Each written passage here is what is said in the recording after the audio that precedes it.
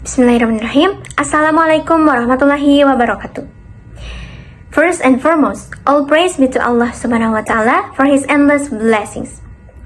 Peace and blessings be upon our Prophet Muhammad sallallahu alaihi wasallam, who has guided us to live with wisdom and compassion. My name is Azkaizati Suryani. It is truly an honor for me to stand before you today and deliver my speech on the power of words that inspire the change.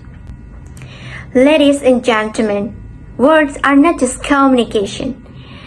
They are powerful tools that shape thoughts, feelings, and even destinies. They don't just through our ears. They settle in our minds, echo in our hearts, and influence how we act and react. Scientific studies support this. According to Dr. Andrew Newberg, a neuroscientist, and Mark Robert Waldman, in their book, Words Can Change Your Brain.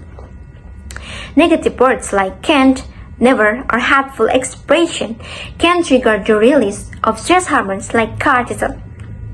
Cortisol is a stress hormone released by the brain in response to negative stimuli, preparing body for a fight or flight reaction.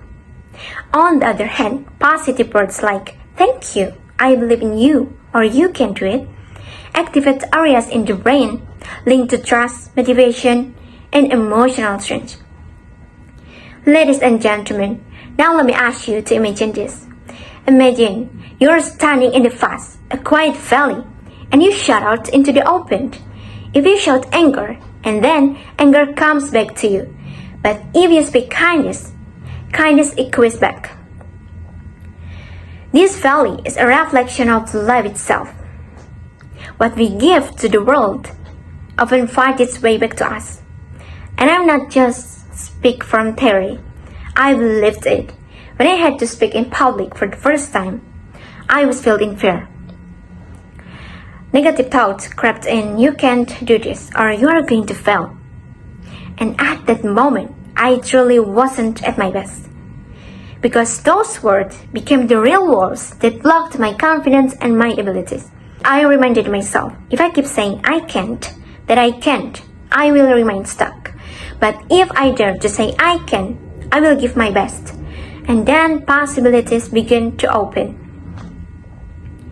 Positive words ignite action. They don't erase fear, but they give us the courage to move despite the fear.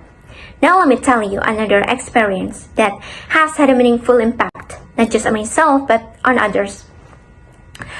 When I was in middle school, there was this girl in my class and she's very quiet.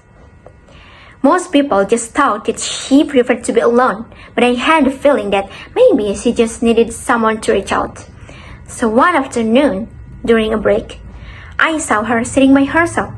So I decided to sit next to her and simply ask, "Good afternoon, how's your day going?" She looked surprised at first, like she wasn't used to being asked, but slowly she opened up. She'd tell me about her favorite books, her dreams for the future, and even a few of her worries. That one small conversation became the start of many more. And one day she told me, "Thank you, I used to feel invisible in this big school, but when I'm talking to you, you made me feel like I finally had a friend." That moment taught me something profound. Words don't always change the world in an instant, but words can absolutely change in a person's world in a moment. Ladies and gentlemen, we've seen how our words can lift ourselves and others. But what about the words that come from outside?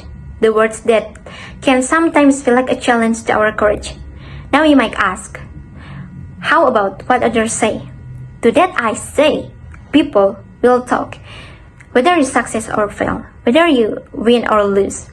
So ask yourself, isn't it better to be remembered for trying than for never having the courage at all? The words we speak to ourselves and the way we respond to the word of others, that's what shapes our world. So choose wisely, because what you say can build someone, save someone, even change someone. Once again, I'm Azka, and I truly believe with the right words, we can inspire change, awaken courage, and build a better future. We may not control situation, every situation, but we can choose our words to guide with kindness, to give feedback without hurting, and to give appreciate with meaning.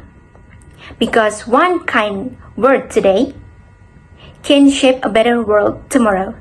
That's all from my speech. Thank you for nice attention, and wassalamualaikum warahmatullahi wabarakatuh.